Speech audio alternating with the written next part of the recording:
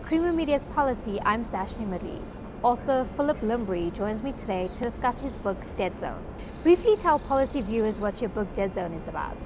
So my book, Dead Zone, Where the Wild Things Were, is a global safari. I went to places like Sumatra, across the United States, through South America and Brazil, Europe, really looking at iconic and endangered species to find out how they were being affected by a new type of farming that has sprung up in the last half a century, industrial agriculture, factory farming. And so my book is really a warning that industrial agriculture is a leading cause of wildlife extinctions. It's long been associated with cruelty to pigs and chickens and cattle, but now what I've discovered is it has a huge impact on iconic wildlife like jaguars, like elephants, and like the African penguin here in South Africa. Your book pleads for a fusion of farming, food and nature. How can we achieve this? Well, I think that there is a real imperative, a policy imperative, to move away from intensive farming, industrial agriculture, to something which is much more efficient, far less wasteful. And this is a land-based system of farming where the farm animals are restored to their ecological niche as part of grazing, rotational grazing systems, or mixed farming, conservation agriculture, if you like, regenerative agriculture.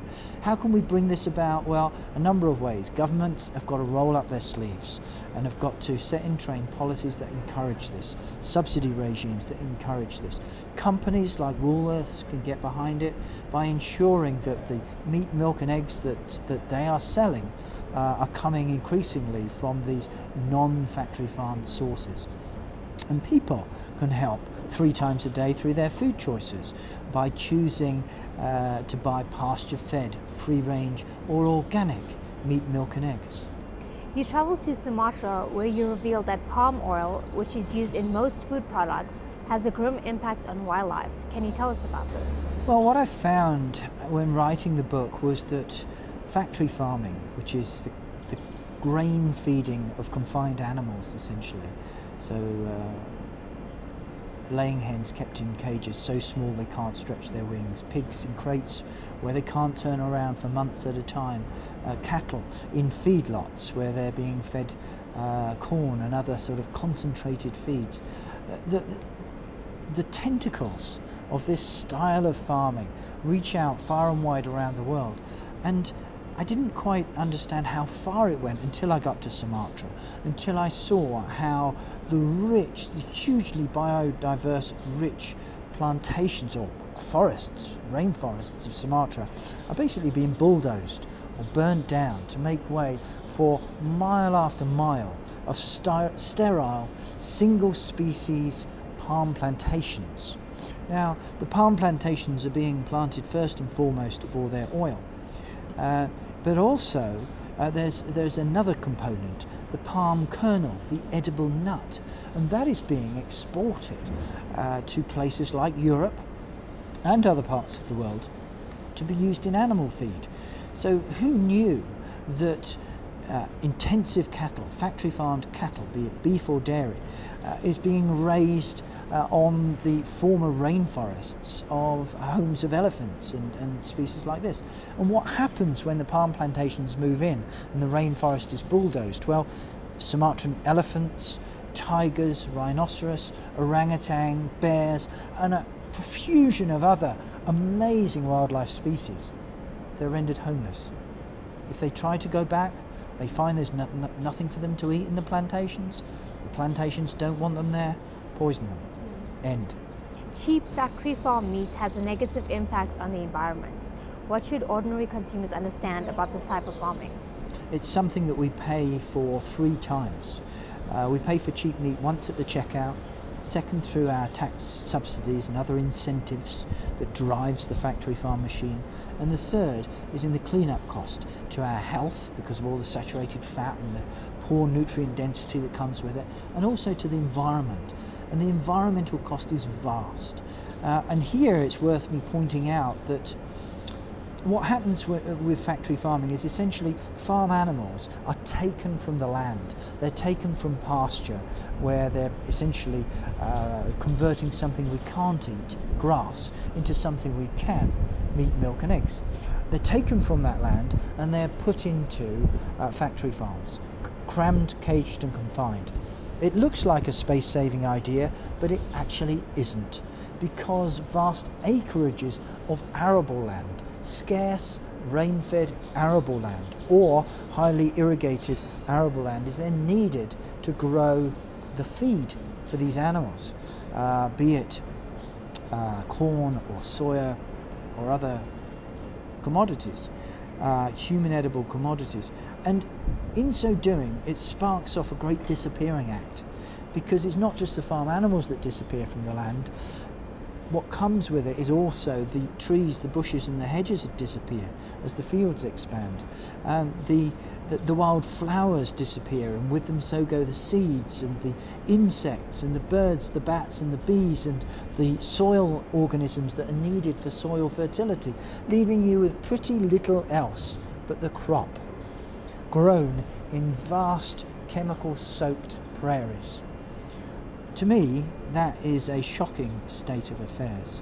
And what is even more shocking is that there is one more, perhaps even bigger, disappearing act, and that is that when the eventual crop, cereals or whatever, is then fed to those factory farmed animals, they waste most of the food value from that crop, be it calories or protein, in conversion to intensive meat, milk and eggs. It makes no sense at all. It is madness. It has been sold to us, missold to us for decades as the efficient way to produce food. Nonsense. It is hugely wasteful, hugely inefficient, hugely destructive. And if we are going to have a decent future for our children, if that's the legacy our generation wants to leave, we've got to do better than this. 1 in 5 children in America are facing hunger, yet food has never been cheaper. How is this possible?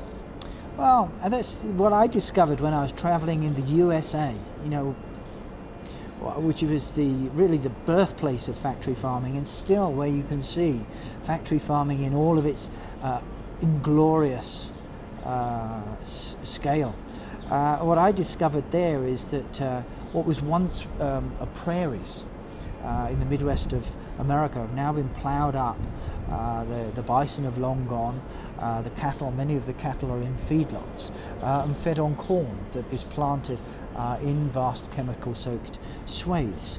And amongst all of this, I saw this sign: 1 in 5 children go hungry. This is in the United States of America. And I traced back, I went through the Midwest plains in Nebraska, and what I found was that much of this corn that is growing everywhere, as far as the eye can see, much of that corn, most of it, is being used to feed cattle, some of it calves. Very little is going to feed people. Now the trouble with this is that those cattle are crammed in feedlots, and they waste more than 90% of the food value from the corn and other cereals. So it's a serious situation. It's also not good for the animals. It's not good for the animals. I remember going up to one of these feedlots, and the sign there talked about cowboy country, but honestly there was no Stetsons or roundups needed. The cattle were, 1,000 cattle stood on a single dusty paddock, crowded together. When I got there, I got out of my car and I expected it to be noisy. It was not. There was an eerie hush. It was broken only by the odd cough, sneeze or wail of the confined animals. And what really struck me though was that they were standing without any shelter, bearing the brunt of the Nebraskan summer sun. And I watched them as these cattle, calves and adults, jostled and tried to lie down in each other's shadow to get some respite. Here in South Africa, our penguin population is depleting. What are we doing wrong? The inspiration for writing Dead Zone actually came from a visit to Boulders Beach near Simonstown of the Cape Peninsula here in South Africa. And there, as I was watching the African penguins, I saw the signboard, and it listed the threats, and it said major threat was overfishing, in brackets, anchovies, pilchards and the like. From previous work I'd done on my other book, Farmageddon, I knew what that meant. I knew that it meant that the small so-called pelagic fish, these tiny little ones, were being hauled out of the oceans. And what was going on in South America was that these fish were being used to feed factory-farmed animals. I wondered if the same happened here in South Africa, and indeed it is. So what is happening is vast quantities of fish being removed from the ocean off the South African coastline, leaving penguins starving, and all of this to feed farmed fish, chickens and pigs. You know, it's a madness scenario. But if people don't care about penguins, does it really matter? Well, actually, it's not only penguins that eat those small fish. It's also the big fish that we put on our plate. Those big fish that themselves have been overfished, are under so much pressure. If we want them to survive as a food source for the next generation, if we want them to bounce back, we better leave them something to eat. Those small fish.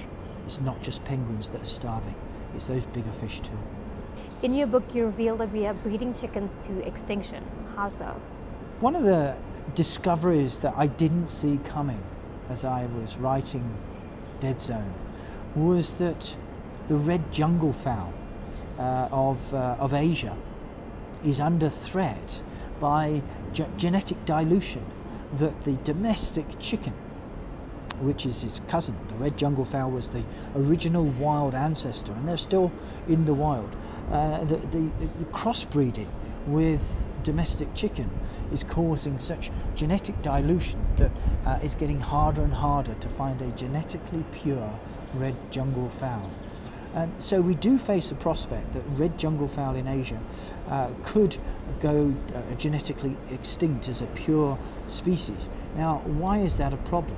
Well, what we're seeing is increasing poultry diseases like highly pathogenic avian flu, for example, that is threatening our global poultry industry.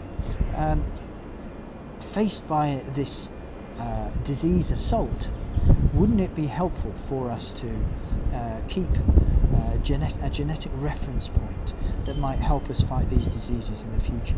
So that's why it's important, not just for the intrinsic value of the red jungle fowl, but for the future of our global poultry industry. What can everyday consumers do to lower their negative impacts on the environment? Well, the great news is that all of us can help bring about a better day for farm animals, for wildlife, and for ourselves through choosing better meat, milk and eggs from pasture-fed, free-range or organic sources. And I think it's really important for us to do that because essentially industrial agriculture is undermining our life support systems for the future. But by buying decent food, animal welfare friendly food, environmentally friendly food, we can not only have better nutrition today, but we can safeguard the future too. On a larger scale, what do you want people to take away from your book, and what can governments, companies and conservationists do to effect change? What I want to see is governments rolling up their sleeves. This is serious. We have got just a couple of decades, I believe, left where we can really save things. Remember that the United Nations warns that we've got 60 harvests left in the world's soils. Industrial agriculture is phenomenally hard on the soils, pounding it away, losing the fertility. With the soils ebbing away, with our pollinators like bees ebbing away, with our wildlife, our biodiversity bank ebbing away.